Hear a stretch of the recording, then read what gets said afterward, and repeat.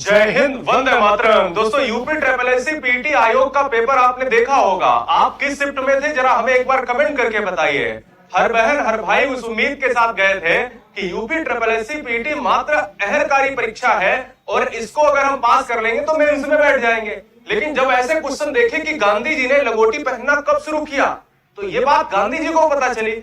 अब जब गांधी जी को बात पता चली तो बताए क्या रिएक्शन आया गांधी जी का। आइए हम देखते हैं और फिर पेपर दोबारा होने की बात उस पर भी नजर डालेंगे।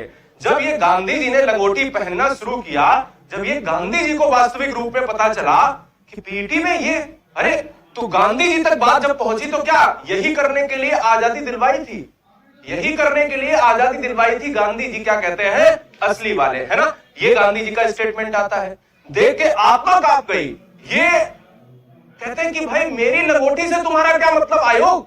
ये गांधी जी का स्टेटमेंट है। जैसे ही गांधी जी को पता चला कि संस्कार, गांधी जी कहते हैं कि संस्कार नाम की चीज होती है भाई, कम से कम इतना तो लिहाज रखो कि गांधी जी ने लंगोटी पहनना कब शुरू किया।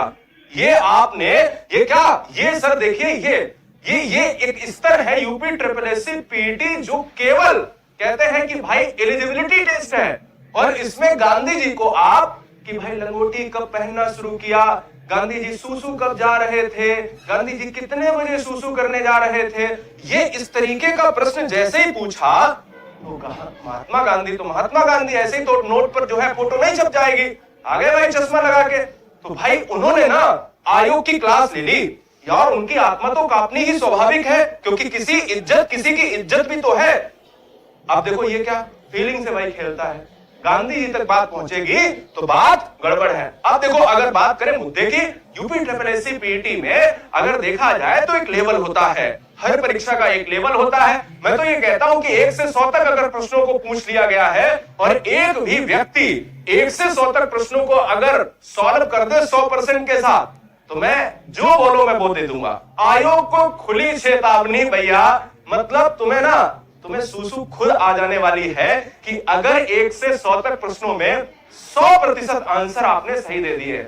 मैं तो इतनी बड़ी चेतावनी दे देता हूं आपको कि जब आप आंसर की निकालना तो 100% शुद्ध आंसर की निकाल देना, और अगर आपने 100% 100% शुद्ध आंसर की निकाल दी तो आप जो करवा लेना, मैं तुम्हारा गुलाम बन जाने वाला हूं। मतलब एक कंडीशन ये है, एक भी क्वेश्चन किसी भी पार्ट में गलत नहीं होना चाहिए, ठीक है ना। ये क्वेश्चन का लेवल था पीटी में। अरे भाई बच्चा क्या पढ़े, पीटी का लेवल है, और पीटी में ये आता है। पीटी में निम्नलिखित में कौन सा डिपॉजिटरी संस्था का एक प्रकार नहीं है।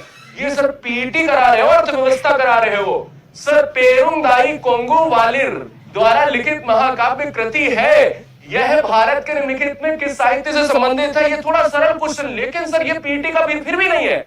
हर एग्जाम का एक लेवल होता है। यूपीएससी की बात कर रहे हो या यूपी ट्रिपल एससी की बात कर रहे हो, यूपीपीएससी की बात कर रहे हो या बीपीएससी की बात कर रहे हो, समझने की बात है, समझने का फेर है। ये समझ लीजिए, गांधी जी लास्ट में कहते हैं ठहरो मैं खुद भारत रत्न लेकर आता हूं, ये वीडियो सब तक पहुंचा दो।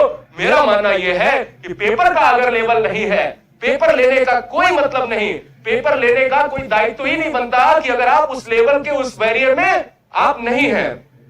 बैरियर को ढंग के आपको क्या लगता है कि आप बहुत होशियार हैं। अरे हमने पिछले बीपीएससी वाले बच्चे जो थे उनको भी बताया था कि भाई ये आपके साथ नाइंसाफी हुई है। एक बैरियर में रह के काम किया जाता है। फिर क्या कहा जाता है कि सिलेबस के अकॉर्डिंग पेपर आएगा। हर पेपर के पहले आयोग सिलेबस देता है और उस सिलेबस के दायरे में काम करना पड़ता है। अब आप क्या कह रहे हो, सर गांधी जी को ही नंगा कर दे रहे हो, मतलब हद होके मचा के रखिए। जय हिंद, मिलेंगे नेक्स्ट वीडियो में। तब तक के लिए वीडियो हर बहन हर भाई आपका जो साथी हो उसको शेयर कर दीजिएगा।